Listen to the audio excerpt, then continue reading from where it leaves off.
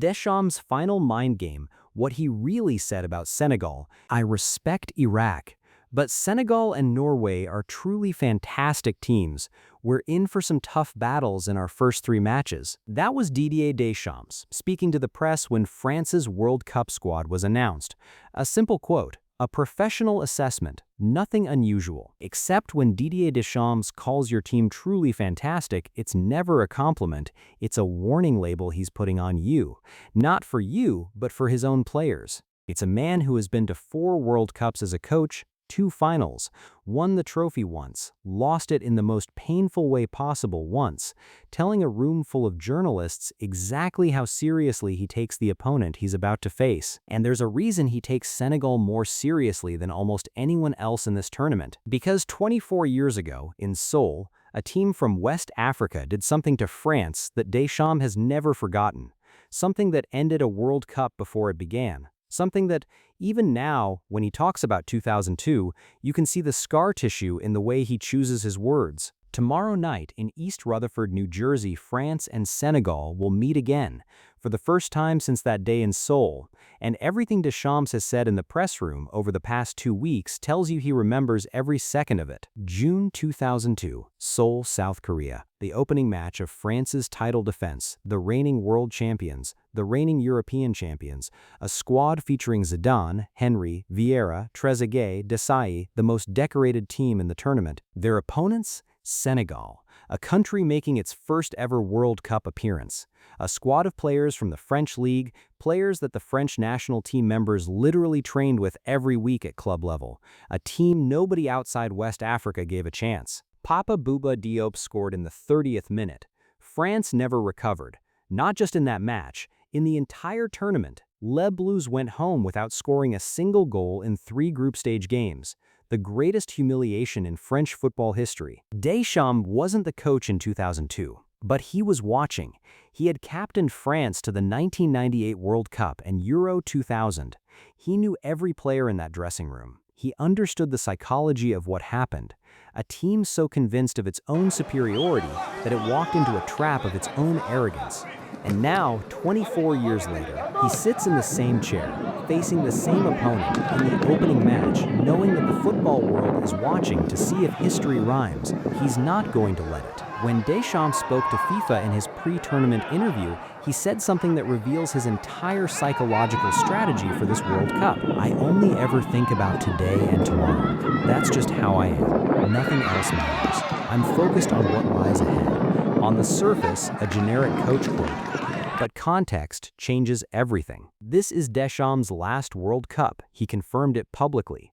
After 14 years, 4 World Cups, he steps down after this tournament. Zinedine Zidane takes over. Everyone knows this. The French media has been writing farewell tour stories for months. So when Deschamps says, "I only think about today and tomorrow," he's not being philosophical. He's actively rejecting the narrative. He's telling his players, don't think about the legacy, don't think about the farewell, don't think about 2002, think about Senegal, think about Tuesday, think about nothing else. This is textbook pressure management.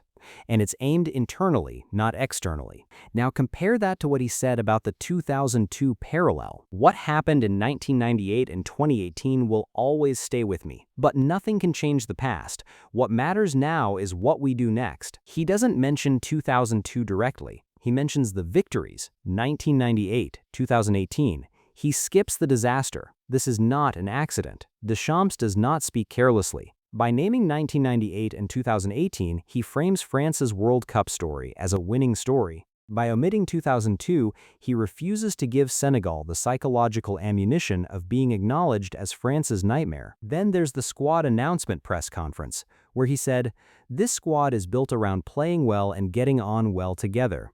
Again, this reads as nothing, but placed against the 2002 context, it's everything. The 2002 squad was famous for its internal divisions, cliques, ego clashes, a dressing room that fractured under pressure.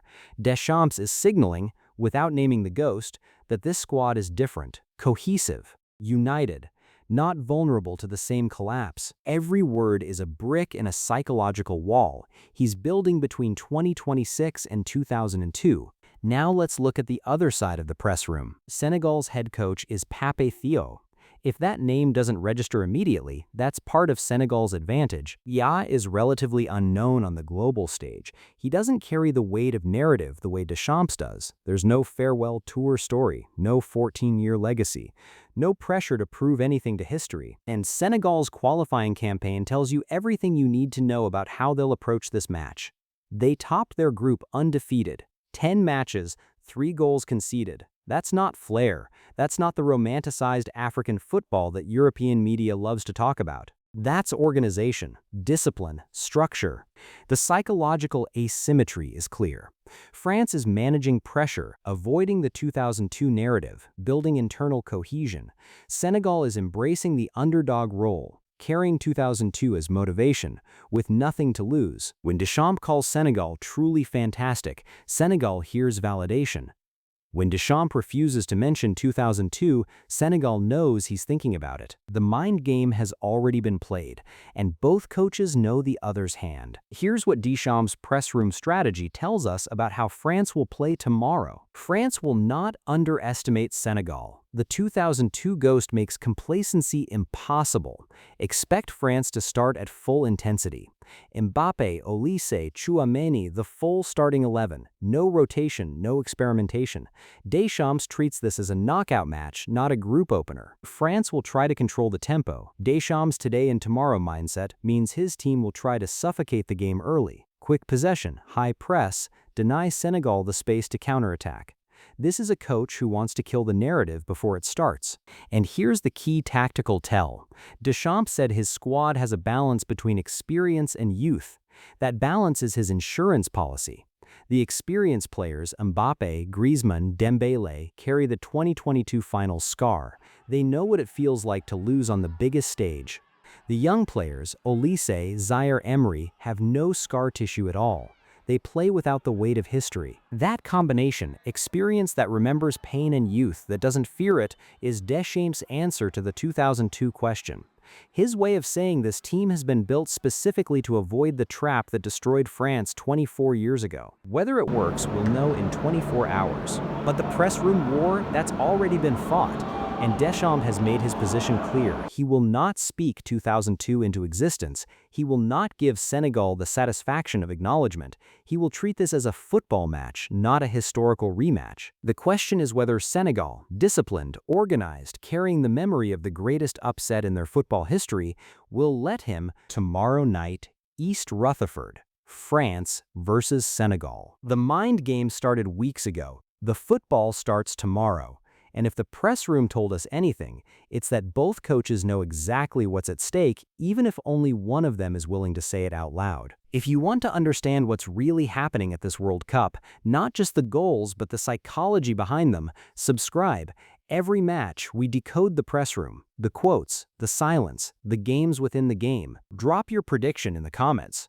Does the 2002 ghost haunt France, or has Deschamps built a team that's immune to history? Next up, Argentina versus Algeria. And if you think Deschamps is under pressure, wait until you hear what's being said about the defending champions and the weight they're carrying into Kansas City.